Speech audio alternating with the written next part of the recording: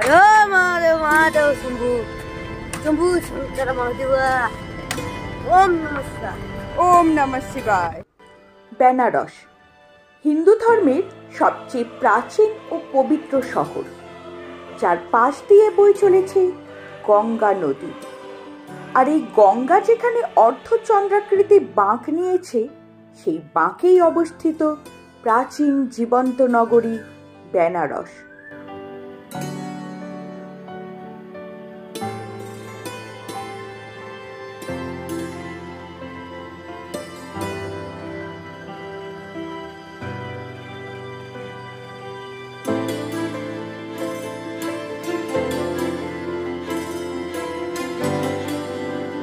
যার সীমানা নির্ধারণ করেছে বরুণা ও ওশি নামক গঙ্গার দুই উপনদী। আর এই দুই নদীর মধ্যবর্তী গঙ্গার তীরে গড়ে উঠেছে অগুন্তি ঘাট।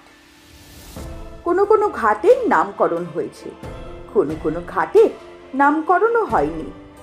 প্রতিটা ঘাটের প্রকৃতি প্রতিটা ঘাট থেকে পৃথক। কোনো ঘাটে সম্পন্ন হয় নানান শুভ কাজ।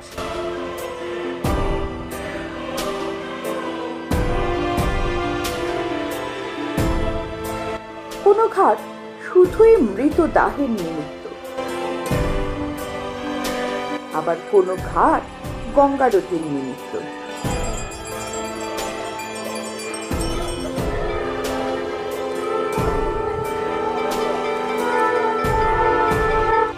কারণ অবশ্য যাই হোক, প্রতিটা ঘাট আপনাকে মুগ্ধ করবে, আপনাকে আকর্ষণ করবে তার নিজস্বতায়, মুগ্ধ করবে তার সাথে জড়িত কিংবদন্তি নানান গল্পগাথায়।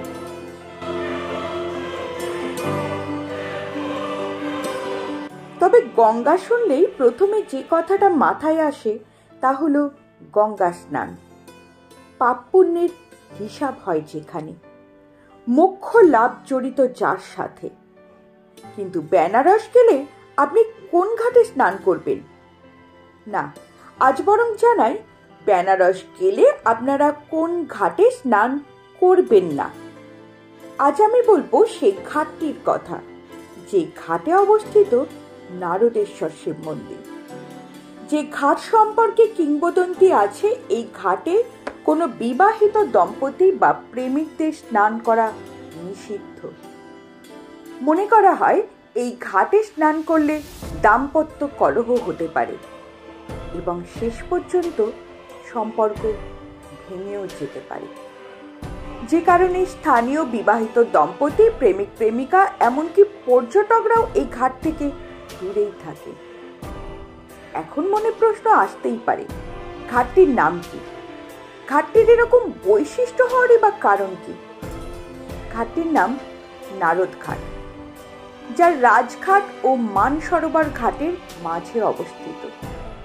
ঘাটটি বাল ব্রহ্মচারী রূপে পরিচিত প্রাচীন ঋষি নারদ মুনির নামে নামাঙ্কিত। এই ঘাটেই অবস্থিত নারদেশ্বর শিব মন্দির। বলা হয় এই মন্দিরে অবস্থিত শিবলিঙ্গটি মহর্ষি নারদ নিজেই প্রতিষ্ঠা করেছিলেন এবং এই ঘাটে দম্পতিদের স্নানের বাধার অন্যতম কারণ হিসাবে ধরা হয় ঋষি নারদ যেহেতু বাল ব্রহ্মচারী ছিলেন এবং যক্ষের অভিশাপ বশে তিনি কোথাও স্থির থাকতে পারবেন না, স্বর্গ মর্ত্য পাতালে তাই তার অবাধ বিচরণ, এবং তাই তাকে মনে করা হয় স্বর্গ মর্ত্য পাতালে কলহ ঘটানোর মূল কারণ। তাই কলহ বা বিচ্ছেদ এড়াতে এই ঘাটে কোনো দম্পতি আসেন না স্নান করতে। তবে কি এই ঘাট সম্পূর্ণ প্রাপ্ত? কেউই স্নান করেন না এই ঘাটে? করেন। এই ঘাটে স্নান করেন সাধু সন্ন্যাসীগণ। সাংসারিক মোহ ছেড়ে যারা মহাদেবের চরণে নিজেদের উৎসর্গ করেছেন, তারাই স্নান করেন এই ঘাটে। তবে স্নান নাই বা করলেন, নারদেশ্বর শিব মন্দির দেখতে এবং নারদেশ্বর শিবলিঙ্গের দর্শন করতে অবশ্যই যেতে পারেন এই নারদ ঘাটে। আজকের মতো ভিডিও এই পর্যন্তই। কেমন লাগলো ভিডিওটি অবশ্যই কমেন্ট বক্সে জানাতে ভুলবেন না। সঙ্গে থাকুন সঙ্গে থাকুন অবশ্যই টেপান্তর দ্য এক্সপ্লোরারে, এরকম নতুন নতুন জায়গা ঘুরতে এবং নতুন নতুন তথ্য পেতে। আর যারা এখনো সাবস্ক্রাইব করেননি অবশ্যই চ্যানেলটিকে সাবস্ক্রাইব করে রাখুন। ধন্যবাদ।